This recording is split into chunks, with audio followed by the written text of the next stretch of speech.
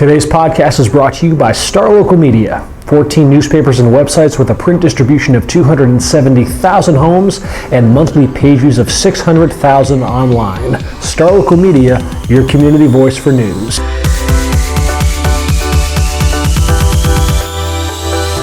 Welcome to another episode of the Star Local Media High School Sports Podcast. My name is Matt Welch, being joined by Kendrick Johnson, Bryan Murphy, and Devin Hasson. Gentlemen, today is Thursday. I hope everybody's new year is off to a great start. And let's break in the new year on the podcast by talking some high school boys basketball. I believe Friday is when I guess the majority of our districts really get up and going. District play begins and whatnot. We still got a couple like the McKinney North Level district, which doesn't start for another 2 weeks. And you got the Frisco district, which is already like halfway over and whatnot. So nevertheless, with most of our districts really beginning district play in earnest on Friday, let's use this time just to kind of break down kind of where our local teams are at as they enter the most pivotal phase of the regular season. It's wild because you think from last year how much some of these districts have changed, whether it's just whether it's the graduation of talent or just how these teams have undergone head coaching changes and how the makeup of just the balance of power in some of these districts is completely different from what it was last year. Bryan, you look at a district like 8-5A, which was about as star-studded a district as any that we covered last year. I want to say, what was it, entering the playoffs, you had 3 teams that were ranked in the state's top 10, with Little Elm and the Colony and Justin Northwest, and man, it's a different ball game this year. Yeah, you're missing 3 of those superstars. Obviously, the big ones, R.J. Hampton and Avery Anderson, and then even Bryce Okpo. With the Colony, those are 3 big names, especially with Hampton and Avery Anderson, doing big things at the next levels. Yeah, but the Colony, they're still rolling on. Little Elm, they still look like they could be a playoff team. Northwest, they don't have the same firepower. They also lost Sammy Freeman. Yes. Their big man, almost a 7-foot, big man who did whatever he wanted in the post. But, you still expect those 3 to be in that playoff mix. But it's just, who's that favorite? Is it the Colony right now? They're off to a hot start with a 17-4. Yeah, if you just go off the rankings, they're the only team from the district that cracks the top 25 in the Texas Association of Basketball Coaches. But the team I'm more fascinated about is just like Little Elm, just because all that program is known for the past 3 years has been R.J. Hampton. And obviously the pound for pound, maybe the best athlete to ever come through that high school. And now he's off playing, overseas, playing pro ball with the New Zealand Breakers of the ANBL or whatnot. But how much has the dynamic without him changed? Because obviously they graduated a lot else beyond him. They have a brand new head coach. So just how much have things changed for Little Elm in just 1 year's time? It's a different player every night. There's no star on this team. They lost. It wasn't just R.J. Hampton that they graduated. They graduated, Brandon Crosley and just a collection of guys. 4 of their 5 starters, guys that played heavy minutes. And that team really didn't go that deep last year. They really rolled out maybe 6 or 7 guys, especially in big games. Really, it was about 6 guys. And R.J. Hampton doing all the heavy lifting. This year, you have Keith Smith, the lone returning starter. He's having to try and do that heavy lifting. And I've talked to Coach Dominic Parker, who came from South Garland, who's accustomed to coaching superstar players who we talked to before we came on, with Tyrese Maxey and stuff, killing it at Kentucky. But he's done a great job trying to mesh these guys together. A lot of these guys haven't really played together. Some of them are from JV. Some of them are, one of them's his nephew that came from South Garland as well, who's kind of tried to pick up some of the scoring. You have Brian Hunter, who's emerged, led the team in scoring in a couple games, who wasn't on the team last year. Chris Mirage was a end of a bench player last year, and he's had to step up. And like I said, Keith Smith, he's in this new role where you've been able to play behind guys like Devin Pullum and R.J. Hampton and Javian Williams and stuff like that, and just be that fourth fiddle. Just score when you kind of need to. Just make a play every now and then. Well, now he's had games where he's poured in 25, 29 points, and he's still trying to take over that leadership role. But it's a different game every night, and it's a deeper team now. You look and they're rolling out. In multiple games you have 4 or 5 guys scoring double figures. That hasn't been the case, for Little Elm in recent history. But it's a deeper team. It's not as star-studded, obviously. Do I think this team can make 2, 3, 4 rounds deep? Probably not. But this is a playoff team, and it's got a good amount of depth. And then a team like Justin Northwest, which did they win the district last year? I forget. They did because they tied with Little Elm. And now Little Elm lost to Braswell when RJ didn't play. So, but they lost another. So they split the series against Little Elm. but Little Elm had lost 2 games because RJ missed a couple games in the middle district. So yeah, they did win the district.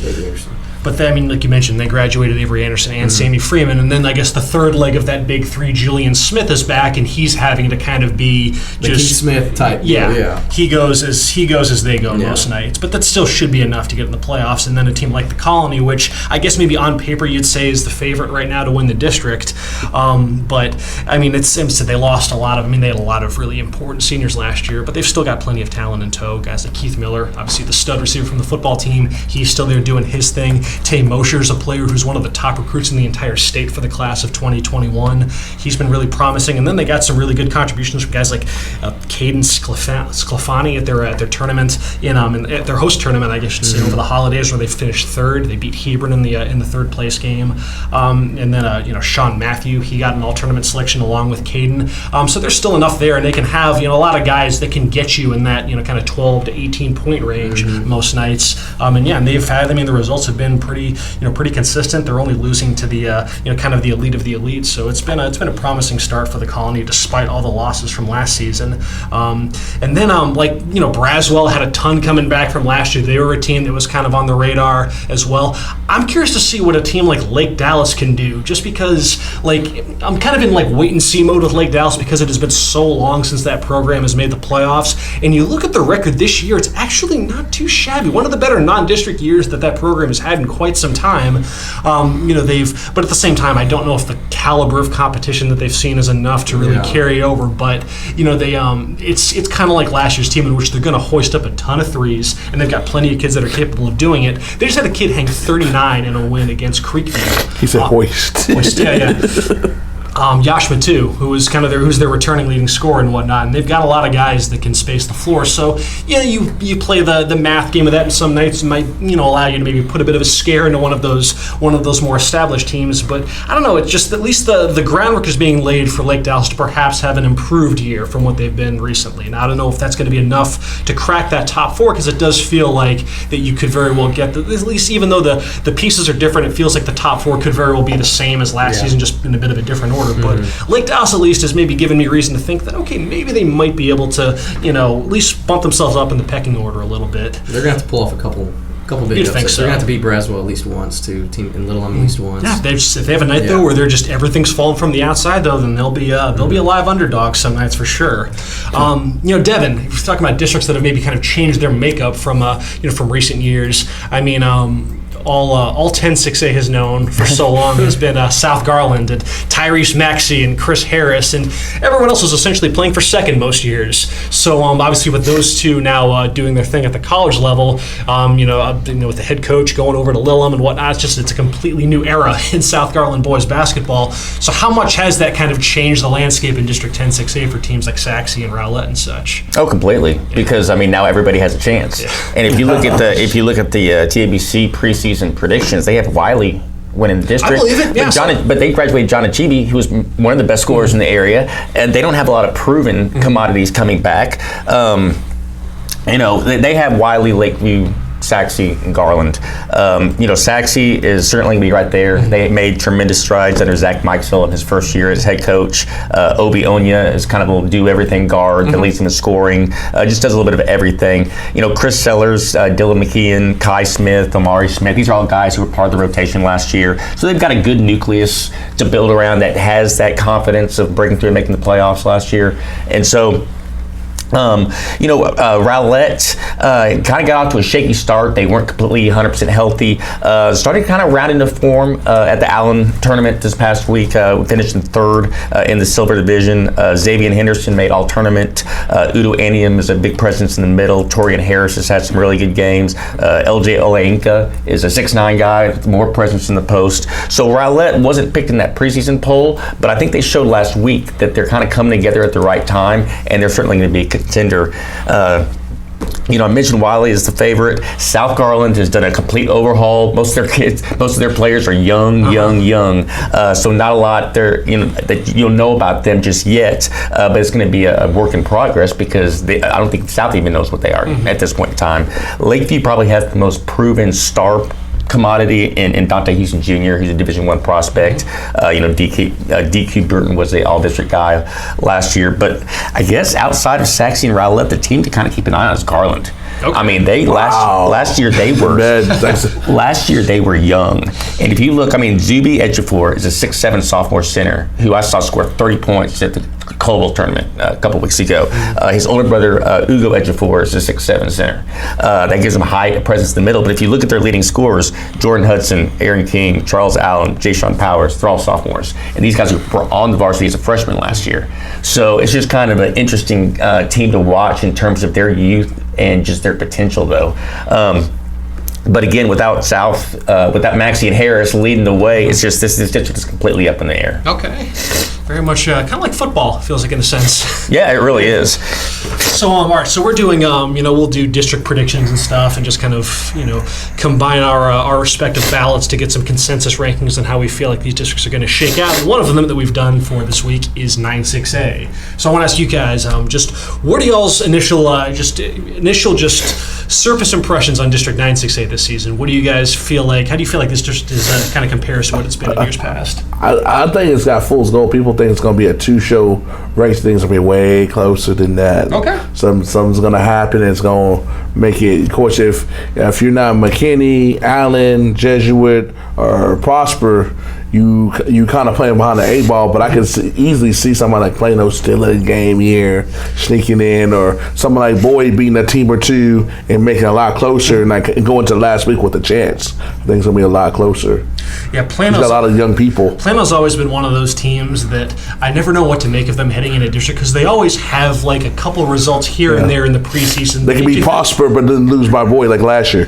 like last year, it was them beating RJ Hampton and Little Elm. They beat Little Elm straight up in a tournament out in Frisco. Because at the time you're thinking, okay, well, who was Little Elm missing? And because this was the time when Little Elm was like top 5 in the state, and for them to lose to Plano was pretty shocking at the time. But that's just thinking, it's like they'll have results like that, but it just never carries over into district. And just something about that grind and the night in, night out of seeing a pretty solid team. It's just something that they haven't been able to work past. There was that time, a couple years ago when it went right down to the wire with them and McKinney last night of the regular season. McKinney got that last playoff spot instead of Plano. And then this year, they beat DeSoto, in non-district and whatnot. So okay, that's a really good result. DeSoto is like number 13 in the state right now. So, we'll see. One thing I will say about this Plano roster that's a little bit different from years past is that it's nowhere near as senior heavy as they traditionally are under head coach Dean Christian. I think this whole district is young. That's why, you can see some teams play above their head, or you see some teams like McKinney. I'm interested to see their top four players are Allison Neckway and Devin Vincent, who are only sophomores, but they're two of the top sophomores in the state. Okay. And they got Jacoby Campbell and Jacoby Walter. Jacoby and Jacoby. Oh boy, but Jacoby Walter is he has a chance to be one of the best players ever come out of McKinney. He won the MVP of a tournament they played earlier in Austin. Mm-hmm. But it's like at the end of the day, these are 15 and 14-year-old kids. For sure. So what's gonna happen when you playing Allen, you're up by 2 with a minute and a half. We see, as you would say, NBA players drop the dime. So why wouldn't that little kid do it? So I'm interested to see how they're gonna play when they in those close games that that's gonna inevitably happen in this district when a player or two here makes you a loser or a winner. Because we've seen, we're kind of seeing over on the girls' side a team like Plano East, which is nothing but freshmen and sophomores, and how that can lead to some night-to-night inconsistency as these players begin to, kind of find their way at the varsity level, especially when you do get into a district where there really isn't like a bad team per se. It really is, anywhere from good to great and whatnot. So the consistency of having to kind of, muster the competitiveness or just the consistency to play on that level night in, night out, it can take some time for a young team like McKinney. That's why maybe this year, they might be something more like maybe a 4 seed, something in that range. But then, these next couple of years, though, they should rise up a little bit. But see, part of the thing that people don't know that when we do on this podcast, we talk about the future, but we talk about now. A lot of people get enamored, well, they're going to be this and what they project, but at the end of the day, right now, they're a good team that's trying to find their way. Yeah. And there's a lot of these teams, but a lot of people get well, when they be juniors, they're at the end of the day, they're freshmen and sophomore. They're not juniors and seniors right now. That's where a team like Allen kind of has a leg up on the rest of the district, because they do have a lot more continuity than everybody else. And it comes in handy in that second game. Say, for instance, you got not to wish no ill on anybody, a Tyler Edwards out with an ankle injury, they can overcome something that you don't foresee. Versus McKinney, they need everybody there. It's going to be a lot harder because he's never been in that position before. And y'all are kind of sleeping on Prosper. Oh, I'm not. We haven't had a chance to get to him, but I think Prosper's stands to be one of the most improved teams in the entire district. A lot of those guys, they returned a lot of starters, and I'm Mondo Battle, came on the scene early in last year, and we were like, who is this guy? He wasn't with the program, the year prior, and he didn't start. You think his name was like Frank Smith? We wouldn't have had anywhere near the kind of fanfare behind him. He's Mondo Battle, and he's putting up big numbers, and we were like, who is this guy? And he's a stud. He's big guy, 6'5". But he plays kind of like a guard. He can hit the jump shot. He can play down low. They have another big guy in Terrence Ferguson this year, and Grant Shaw. Third year already on the varsity program as a junior. They have guys that have this valuable experience. They have the size. They have the depth. Amon Allen, senior shooting guard, and he's one of the best shooters I've seen. And they can space the floor. They can do a lot of things.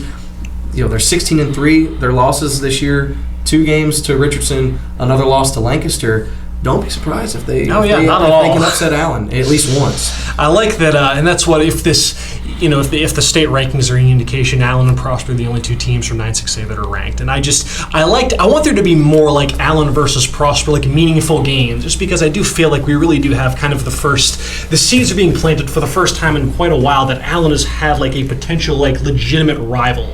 I thought Jesuit. You mean talking about? I just mean across all sports because they haven't really had that per se. Because a lot of those sports they've kind of lorded over the Plano schools for a while. But it does feel like there's now finally another athletics program in Prosper that really does have something for them at every single level. So I remember I spoke to Valerie Riddle, the AD at Prosper. I did a Q&A with her over the summer. Just kind of recapping, their first year in 6A and being in that district with the Plano schools and Allen, the biggest schools literally in the state. And I said, what are y'all kind of hoping for this second year? Stuff like that. And she said, we want to be Allen's biggest rival, and not just football or not just girls basketball, whatever, all across the board. Because if you look, Prosper was better than Allen in a lot of sports. Last year and this year, it's if you look at the majority of things, they're better than them at volleyball. Yep. They're better than them, in boys soccer, depending on who's hot in soccer at the time. But they're right there with them in soccer. Baseball, they're better than them. Softball, they can be right there with them. And then obviously Allen has their way in other sports. But still, you look at majority of sports, 1 and 2, it's Allen Prosper. And it's going to be the case in boys basketball. But to me, y'all if you're looking from a whole, I think Allen's starting to get a rivalry with the boy for the spring sports. You got the soccers, you got the baseball, and you got the softball. That they right neck and neck. I know it's different. Prosper's right there in that conversation too. Prosper is traditionally the best top 5, top 10 baseball team. I mean, this is a basketball podcast, but it's that rivalry though with Prosper and Allen. It's getting really juicy. I hope they can. They won't think they're about to drop though. Bottom line is that we're seeing the groundwork being laid for what could potentially be some pretty spirited stuff on the basketball court between the Allen and Prosper boys. So like I said, like Allen's leg up on everybody else is that they have 3 of their 5 starters back. They're all good enough to play D1 ball in college. Manny Obiseki's one of the top prospects in the entire state. Must see TV. He's on my must see list. Shout out to Manny. Manny. They have Tylen Elder who's back. He's he looks like his jump shot has really come away from last season. Bryce Kennedy is banging inside and he can also space the floor as well. Mason Gibson was kind of their 6th man last season. He slid in and taken one of those guard spots that was occupied. They're still up and down. Yeah. Oh yeah. They love to push the ball in transition and when they one or 2 dunks a night. It can be a show because they've got they have a ton of athleticism. They got a ton of athleticism, a lot of speed. They like to have 4 or 5 guys on the court that can all space the floor and shoot. Like they don't, even though Bryce Kennedy is their center, like they're perfectly content with letting him fire away from people if he's open and whatnot. Then they have guys like Ian Moda, who's really come on big. He's only a junior, but he's a nice floor spacer for them. They're a team that you got to stay. They remind me of the Lakers, but like they're a team that's they're going to play from ahead, but you can't let them run and hide. Yeah, they're a team. They run and hide, you're going to get embarrassed. But if you stay within striking distance, you have a chance to beat them. I said Manny has a younger brother, Elijah Obaseki. who's also a spectacular athlete. Is he lefty too? I'm trying to think. I've only seen him shoot the ball like once or twice, and I can't recall what hand he shot with. So they loaded over Allen. He plays more kind of like a defensive stop. So basically, Allen's got talent across the board. They do, and that's to be expected and whatnot. The program itself has really turned a corner over the last 5-6 years when they brought in Jeff McCullough. His brother Joe McCullough is now the head coach.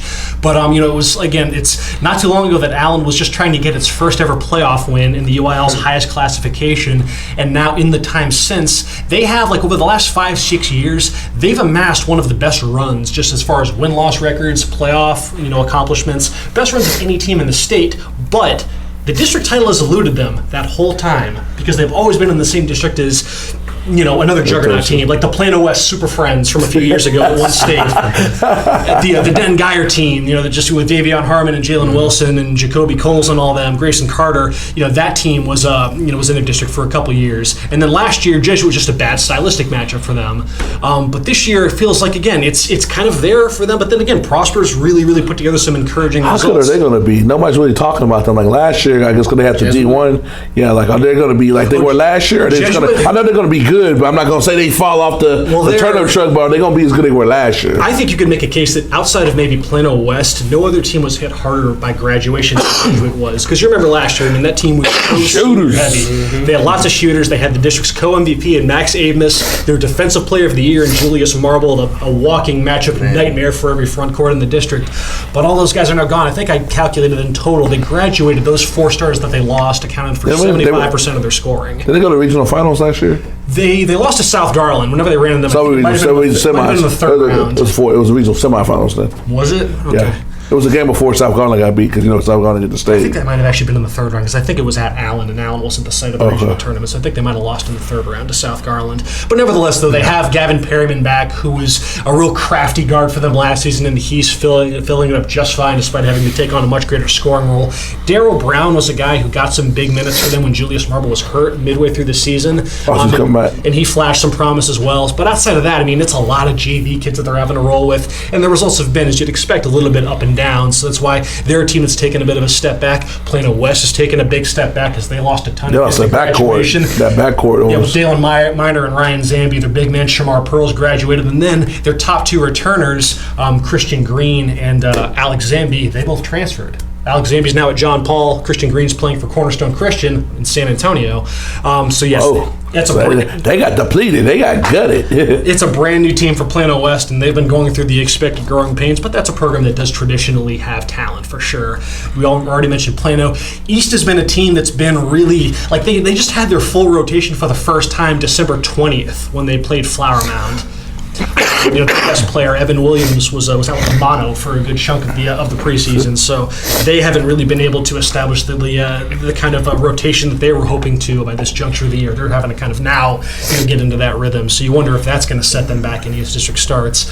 It's like I said, Allen and Prosper look like they've amassed the better results, at least of the 8 teams so far. But again, teams like Jesuit and McKinney and whatnot, there's enough promise there where potentially they could sneak up on one of those 2 teams and muddy things up. But I don't know. I'm looking forward to it. I always love covering 968 boys basketball. You never know what to expect. Oh, yeah.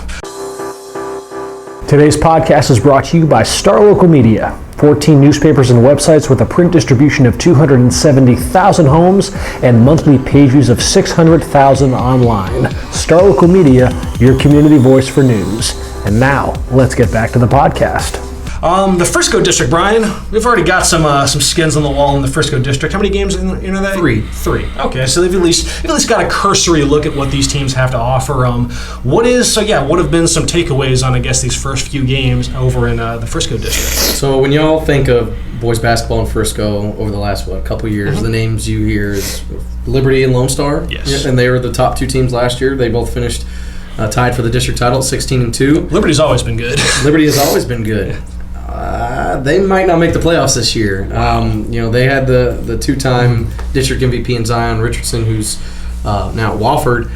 He's gone. Mackay, they have another D1 talent in Mackay Abbey, He's actually, ironically, headed to Liberty University. He plays at Frisco Liberty, going to Liberty University. Very nice. But it's really just been a lot of him. And they're 0-3 to start district play. They started off with a heartbreaking loss to Frisco by 1. They also lost to Frisco last year to start the district season, but they bounced back right after that and picked up wins. They haven't picked up a win yet.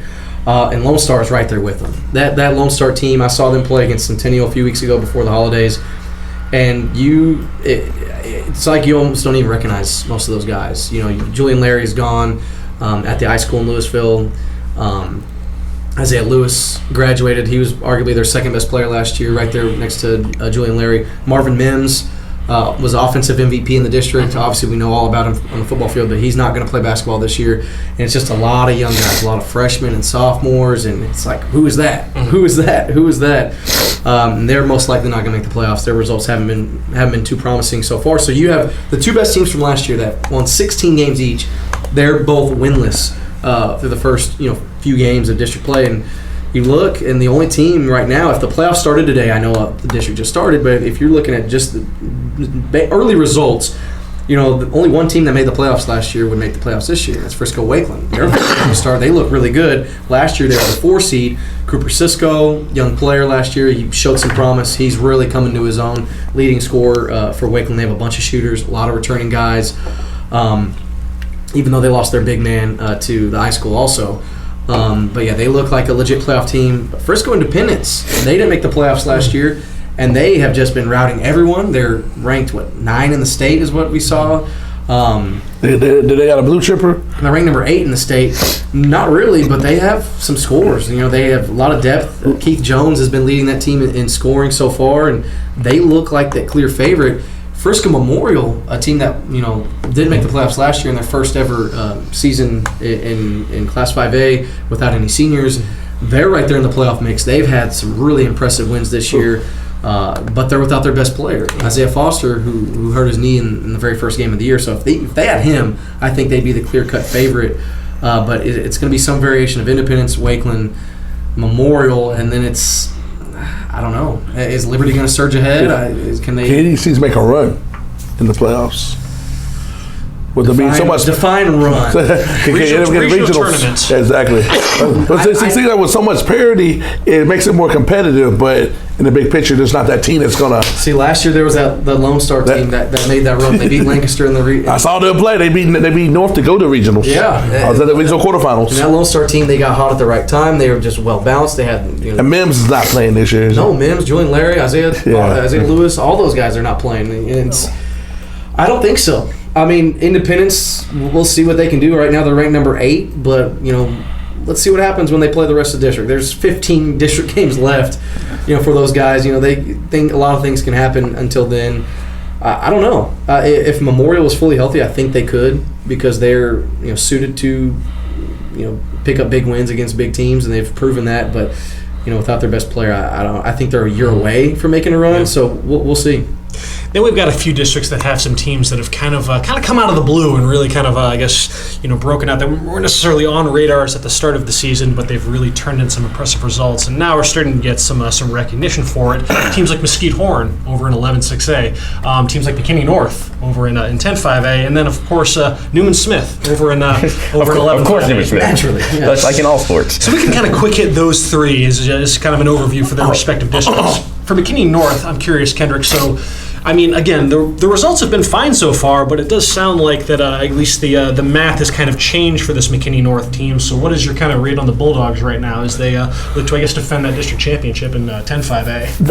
They're a team they're not gonna overwhelm you with stats, or they're not gonna sit there and they do everything good, but they don't have that. They're missing that big piece. That big piece is a 6'7", 230-pound monster named Brandon Frazier, who was the district MVP. Our area defensive player of the year. He's a 4-star recruit in football. He's trying to pick between Alabama, Auburn, and Arkansas. It's what SEC school, so he's not even playing. But they've made adjustments where they're the team that for this day, they'll be a defensive team. Yeah. For this day, we're going to be offense, and they adjust to who they're dealing with. The Frazier thing, I would think it would hurt them in district, but as far as making a run, we'll see. It's all about matchups with them. But they're a team they're like a chameleon, but they're a chameleon team. They morph to who they're playing against to do what they have to do to win. They have had Chase and Tosca. Yeah, Tosca. Whatever was the man's name? Man, Todd and Brandon's little brother Dylan is pretty legit. He's their postman, and he's getting better as they go. He played pretty good. But he's the one that hit the 3 threes on Lone Star last year. And then Coach Kraft, he's crafty. You never know what he do. He'll pull the ball out and make it 21-20, and as long as they got 21, that's all he care about. So no telling what they're going to do. But that district, I think they'll be all right. I expect them to find a way to win district. Yeah. Well, they'll have problems as they see at Newman Smith. Like last year, Frazier had a 20-15 and 3-dunk game against Newman Smith, and they won in overtime. So that's when they're going to have problems because Newman Smith, all those kids except for one came back, and I don't know that guard name. Jared Cook. Woo! He can play. Yes, he can. But the thing about him is I don't understand how if you got you to jump a mid-range game. My man hit 4 Steph Curry like threes and missed 3 layups last year. But he has range on his shot. He legitimately can go. He put up 28 in regional quarterfinals last year against North. And McKinney North already has at least a measure of bragging rights heading into district. They did play Lovejoy at their recent holiday tournament, the Colony's Tommy Thomas Cougar Classic. You always wonder how teams approach games like that, like versus a district rival in a game that doesn't have any bearing. But on you don't see them again. If you're kind of restricting your rotation, maybe not pulling out all the stops that you would for an actual district game. But nevertheless, McKinney North did win that game 49-44, so competitive. But nevertheless, yes, some early bragging rights for the Bulldogs before they reconvene with Lovejoy in a few weeks when they get going for real. Devin, a team like Mesquite Horn, so where do you feel like they kind of factor into the big picture of District 11 6A, and was it kind of expected that this could be a kind of a breakout year for the Jaguars? Horn is a really, really hard team to figure out because, they look like world beaters one day, and then they sometimes, I hate to use the word pedestrian, but they look pedestrian the next. But their talent is there. There's no denying that. They have wins over 4 state-ranked teams on the year already, which has moved them up into the state rankings. They're 14-8, so obviously it shows that they're capable of getting beat. But based on the teams that they played and even some of their losses, they had Allen on the ropes before Allen was able to climb out of that hole and win late. Again, Zakir Sawyer is a 6'5" forward going to Louisiana Monroe. Devin Hancock is a guy that can put 25, 30 points on the board. Gerald King is a capable scorer. Preston Amond is a 4-year varsity guy, does a little bit of everything, good passer, good shooter, obviously experience. So, they have the skill guys to go out there and win on any given night. How that factors into 11-6A is kind of tough. A lot of people think Longview is kind of the team to beat. Longview's 16-5. They just won a tournament in East Texas this past week. Again, as we say in all sports, though, it's hard to tell how good Longview and Tyler Lee are because they don't play any common opponents just yet, or not very many anyway. So, Rockwall Heath are going to be right there in the mix. Mesquite, who actually had their long playoff streak, ended last year. They're going back in the hunt. DeAndre Heath's a good scorer. Xavier Golightly is off to a strong start. But I think Horn is right there with Longview as the favorite. I think from a sheer talent standpoint, I think Horn can be the district championship. And again, like I said before, they're a team that no one's going to want to play in the playoffs. And they could be a team that goes 2-3 rounds, maybe into a regional tournament if they get hot at the right time. Yeah. It's just a matter, and I think that's what they're going to be looking for in district, is just develop that consistency, get on the same page, and look to peak that second half of the 11-6A season. And then there's a team like Newman Smith, which, when I mentioned to you guys that, Newman Smith's ranked top 10 in the state and was met with a collective, wait, what? And then, okay, who have they played and whatnot?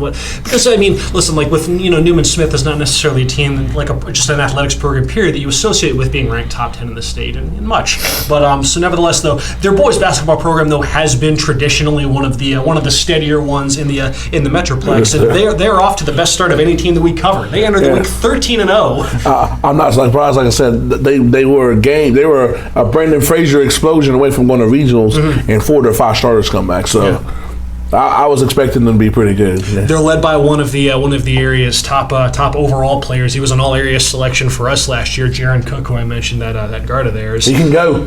He's must-see TV too. If I say must-see, you need to go see that kid play. And they've picked up some pretty encouraging results along the way. I mean, they had an early season win over an Irving MacArthur team, which that win looks so much better now. They beat Prestonwood. They beat McKinney North, that we just talked about as a potential favorite. And how close was the score that McKinney? They beat them 60-41, so not much of a ball game. Crazy thing is, Brandon Frazier averaged 18 points, 12 rebounds. Oh, yeah. That literally is the difference. That's crazy. When you're missing arguably the best defensive player in our coverage area, that's gonna matter quite a bit. They beat Hebron recently, and then they just obviously ran the table at their host tournament over the holidays. So they've put together some pretty I'm not surprised after seeing them play last year. Solid results over some capable teams. So keep an eye on Newman Smith as a team that could potentially do some damage going forward, especially in 11-5A. I don't cover that team. I'm pretty sure just remember them at that playoff game, like, we're going to be back. They kind of had that mentality, so I guess they picked off where they left off to get back and Percy Johnson and those boys do a pretty good job over there. It's been a pretty solid program for several years.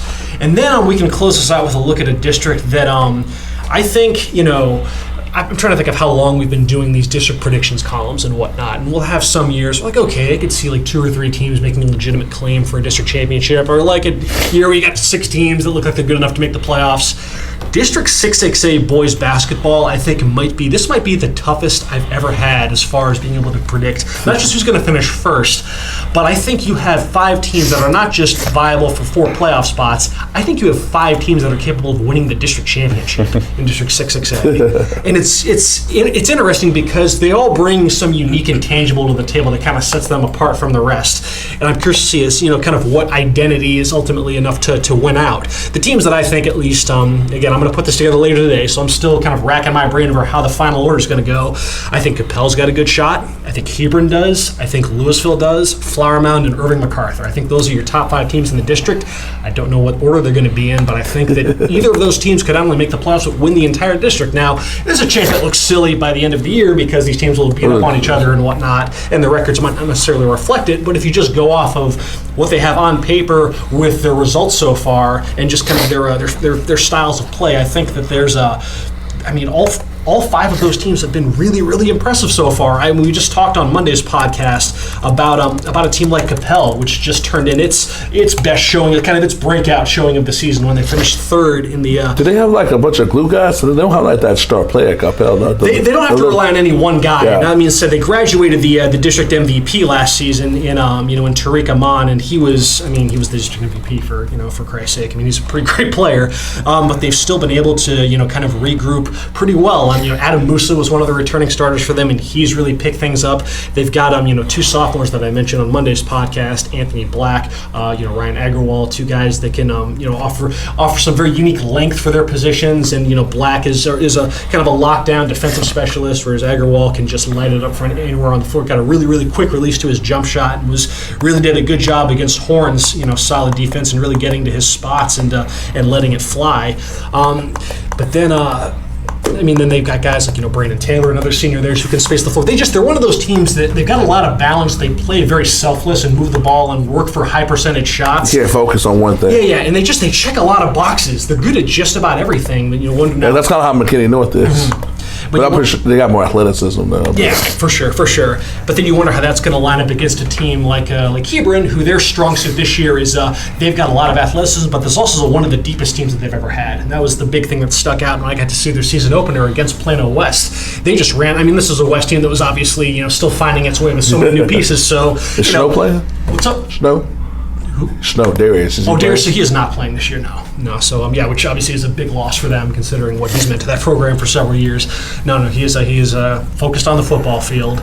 But yes, they've still got their go-to scorer, though, the kid that's going to get you 15 to 20 a night, Logan McLaughlin, and then a lot of other guys beyond that that are really capable contributors. They've kind of unearthed one of a kind of a diamond in the rough as far as like standout players within just the area in general go. And he came off the bench in the game I saw against West, but a big man named Reese Smith. Smith, who was injured a lot of last season, didn't get to play much, but he's got a really unique skill set. He's 6'8" and can just effortlessly knock down three-pointers. So to have that kind of size and spacing ability, that's a really tough matchup for any defense because you just don't bank on a kid with his physical. It's not going to get blocked. Like that. Oh yeah, he was really impressive, and they've their results earlier in the year are a little bit better. Now they've been a little bit more inconsistent leading into district, but nevertheless they do have the kind of the depth and pedigree there. There's a program that's made the playoffs a bunch over the years and won district titles, and they've there's kind of an expectation there that you contend for a district championship at Hebron. So I'm interested to see what that means. And then with a team like Flower Mound, who I saw against Plano East, they've got some impressive size. They have one of the top point guards in the area, and Jeffrey Mills, who's kind of a jack-of-all-trades guard who's committed to Air Force. And then they got just some dead-eye shooters. Guys like Jack Richter, Gavin Green, some kids, and they do a really, it's Flower Mound. Their identity in recent years has been a lot of outside shooting. And that was the thing that stuck out about Plano East is just the job that they do getting those shots off. And you can be even after a made basket, you don't expect teams just to immediately get the ball back up the floor so quickly and get a wide open three after a made basket. Flower Mound does that as good as any team that I've seen this season. Guys like Jack Richter, Gavin Green, those guys can just let it fly. There's a lot of talent there. There's a lot of size that can give some teams problems. I think Flower Mounds, and they put together some good results as well that leads you to believe that they're going to be a factor in this equation as well. And then Lewisville is the projected favorite to win the district heading into the season just because they have more top shelf talent than any team in the district. And you mentioned Keontae George, one of the top sophomores. That kid can go. Must see TV. In the state and the country. And then they had KJ Pruitt, former standout at Little Elm. He's there? Mm-hmm. Yeah, he played for them. I didn't know about that one. Wow, they do got top shelf talent. I believe KJ might have been the defensive player of the year in District 6A last year. He's back. O.C. Gertman. Kylan Green. They've got a lot of kids that have played some really meaningful minutes on varsity, and they've played a brutal non-district schedule, so that's why the record might not look that great. But again, they do have the best player in the district. So that alone is going to that's a pick-up district. Oh, yeah. And then I was all ready to leave a school like Irving MacArthur off the map, and then they go off and they finish second in the Colonies tournament. And they've really picked up and had some really encouraging results. So I don't know. That's any game between those five schools is going to be must-see TV just because of, again, they've all pieced together really strong results, and I think that either of them, first time I can recall a district where I thought five teams could have a legit shot at finishing first. So it get real tomorrow. Yeah. It's crazy to think, though, that one of those teams then isn't even going to make the playoffs when all's said and done. It's just that kind of district. So, yes, be a 6A boys basketball. It's going to be a fun one.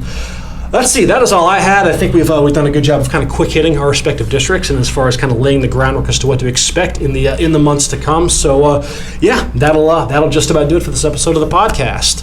We'll be back on Monday to talk some more basketball. Not entirely sure what, but we'll see what happens on Friday when these things get going for real, folks. Appreciate y'all for checking out this episode, guys. Appreciate y'all for tagging along, folks. You enjoy the rest of your week, and we will talk to y'all later.